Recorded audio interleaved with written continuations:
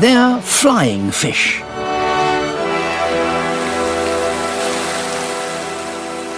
With an extra thrust from their tails, the flying fish get airborne once more. With a good wind, they can glide for hundreds of meters. But this is just what the frigate birds have been waiting for.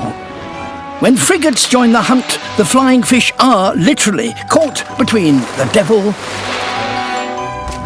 and the deep blue sea. If the flying fish get too much lift, they become easy prey for the frigates.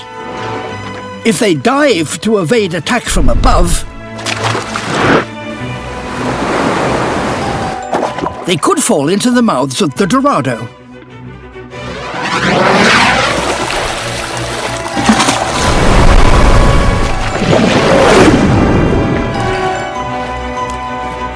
With the help of the Dorado, the wily frigate bird has become a flying fish specialist.